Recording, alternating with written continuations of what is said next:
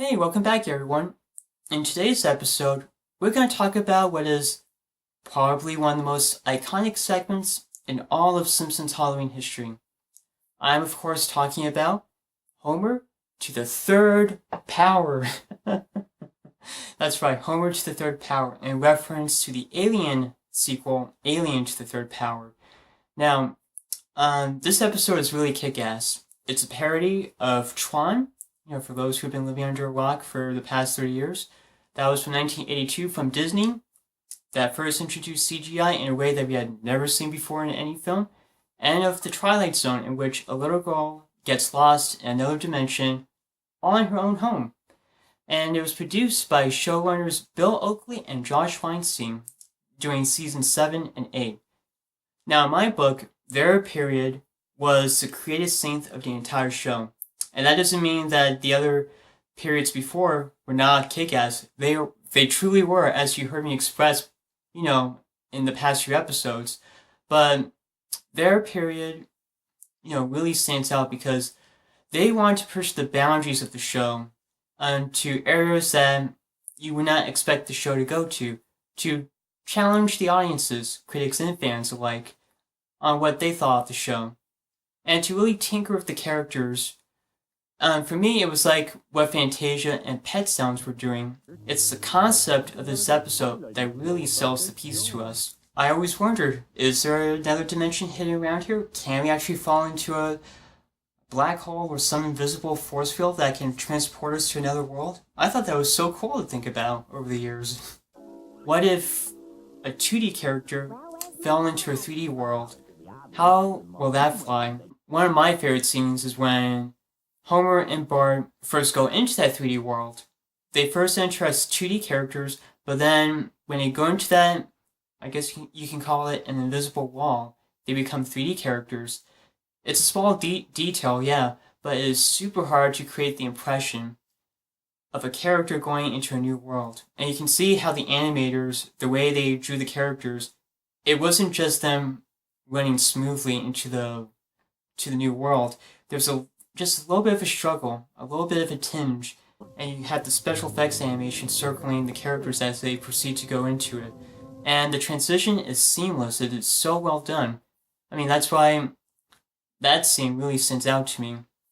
And what about the CGI, of course? The CGI is the main part of this episode.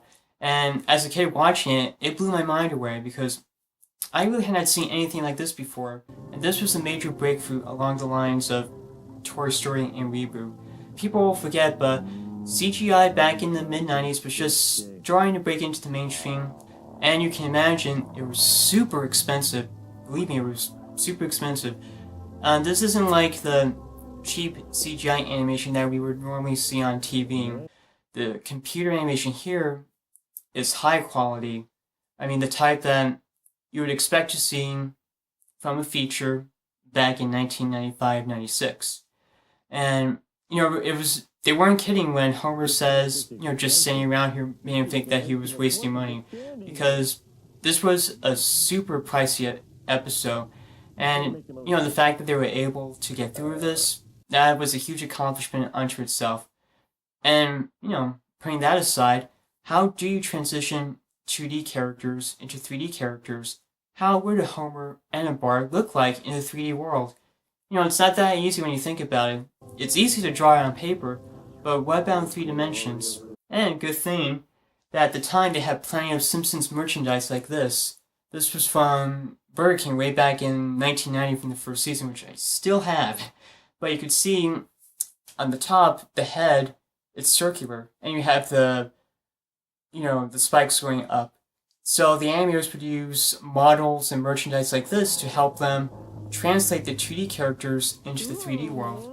And it worked like gangbusters because not only did it work and actually bring the characters to 3D, but they were able to maintain and capture the spirit of the 2D characters into the 3D. And that's hard to do because we've seen 2D characters not translated well to 3D. I'm thinking of Sonic the Hedgehog. I prefer his 2D version over 3D.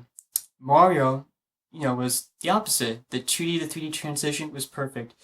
In the Simpsons case, it was of the Mario scenario.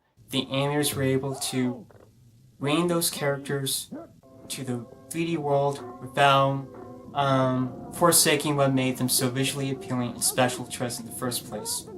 And and if you look closely throughout the CG episode, you can find Easter eggs that the animators put throughout the entire storyline. You can see the Temple from Myst hidden in the background. I was a huge Myst fan while growing up. That game always mystified me and kind of scared me because you didn't know what was happening. You could see certain objects that signified important moments in CGI history, like a teapot. I know, why a teapot? The teapot was one of the most important objects ever made in CGI because it showed what the computer could do. You can also see math equations that the writers would put in. So, not only did they focus on the characters, they also focused on all the little nuances that really gave the piece, a texture and a character of its own. And, one of my favorite bits was when Homer wonders out loud, has anyone seen the movie Tron? And all the characters are like, no. And then it goes, throughout the room. And, why I think that's funny? I think it's funny because, again, people forget, but, nowadays, Tron is now accepted as what it is, a groundbreaking film that has inspired countless many films over the years. But, back then, Tron wasn't so easily accepted. It was still a cult film. Interestingly, just as CGI was starting to break into mainstream, Tron was starting to break into the mainstream as well, in ways that it couldn't do many years ago, because people began to appreciate what CGI brought to the table and how it could revolutionize the entire industry as well.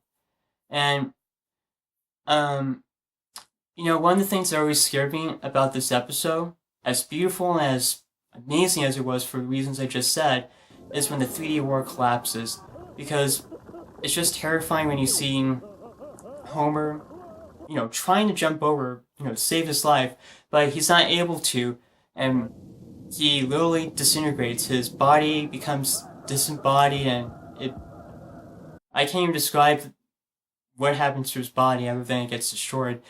And how you have Bart, who enters into the 3D world. He has his rope tied.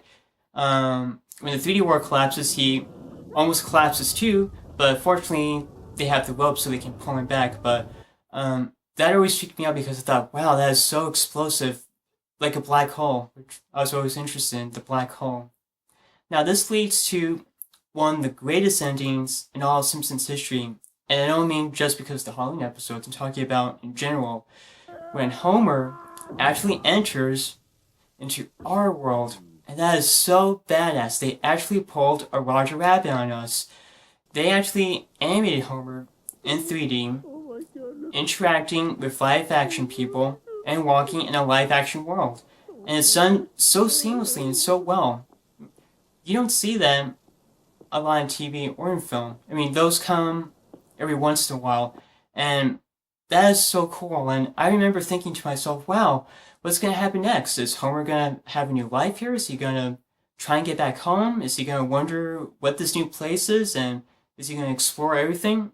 And they don't go that far, because after he goes into the erotic cake shop, he, stays there and the credits roll. And I was like, no, I want to know what happens to him. It was so badass. I didn't want to leave yet. It left me with so many questions, and that's why that episode left such a huge impact on me. For me, it is one of the greatest moments in all of Simpsons history, and it is still groundbreaking even after all these years. And that's it for now. Tune in next time for the next story. Until then, see you later.